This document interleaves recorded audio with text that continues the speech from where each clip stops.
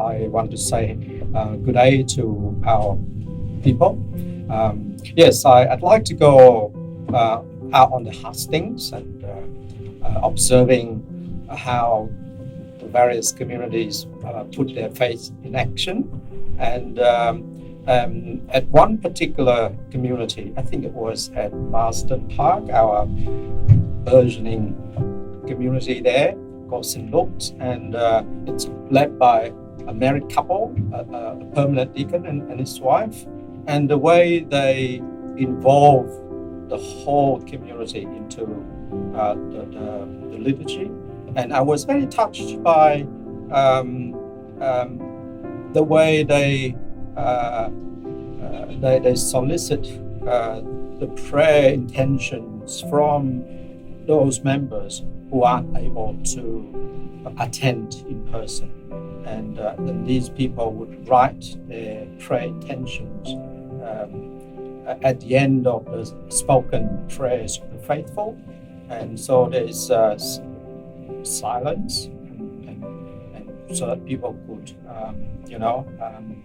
share those concerns, those needs, those challenges that people who participate from their homes share with the community. And so I thought that's a very creative way of engaging with all the people, but especially those members who have a particular need which they'd like to share with the community. That sense of prayer, communion, and support.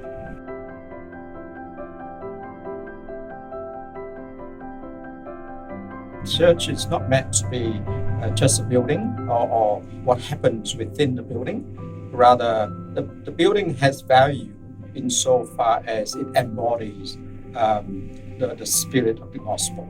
And the spirit of the gospel finds itself in people's homes, in people's circumstances. So I'd like to challenge the parishes and communities to be the presence of God, that comforting, healing, consoling, uplifting presence of God to people beyond the walls of the church. And in particular via, I think, the ministry or the action of various ministers, say ministers of communion in particular, or even the priest or deacon himself, to really go out and to bring not just the body of Christ in the sacred species, but more of the love, the concern,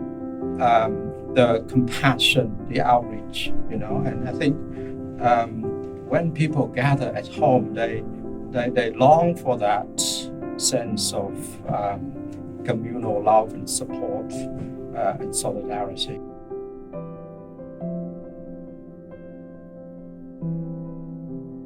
Well, I hope that we are being the church in a broader sense, not just being churchy, which is being limited to a building or limited to certain sacramental or sacred actions, but being that holistic presence and embodiment of the gospel to the people. I love that first sentence of the document on Second Vatican Council called Gaudium et Spes. The hopes and joys, the struggles and disappointments of the men and women of this age are the hopes and joys, the struggles and disappointments of the church. So the church identifying itself with people where they are.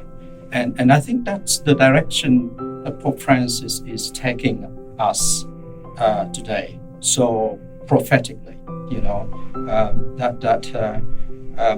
we're meant to bring that pathos of God to the people and especially the most needy, the most marginalized, the most abandoned in our society. And I think that's the shift that I'd like to see happen in the broader church today.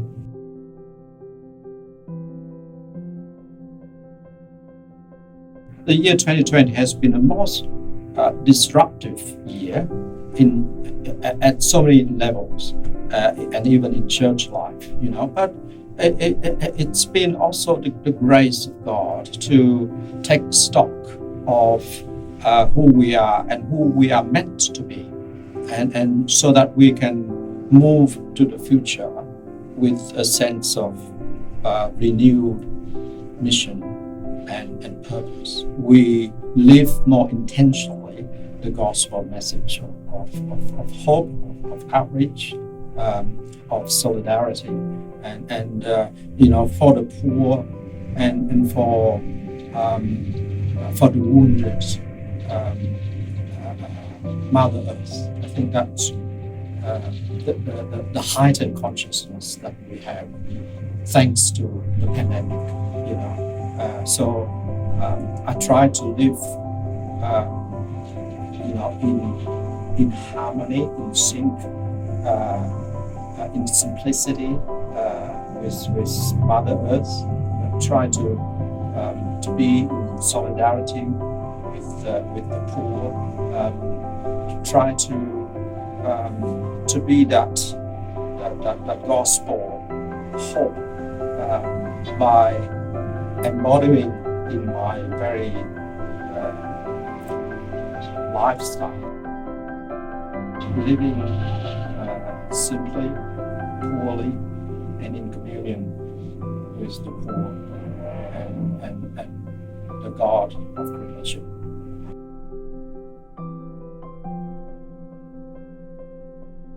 I have a vertical or balcony garden, and it's my way of communing with nature.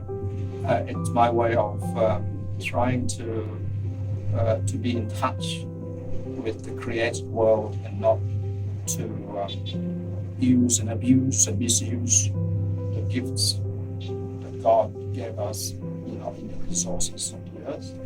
I try to use less or reduce my carbon footprint.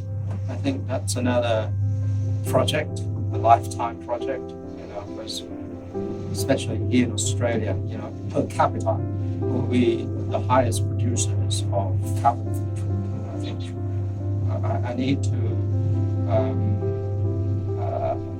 walk the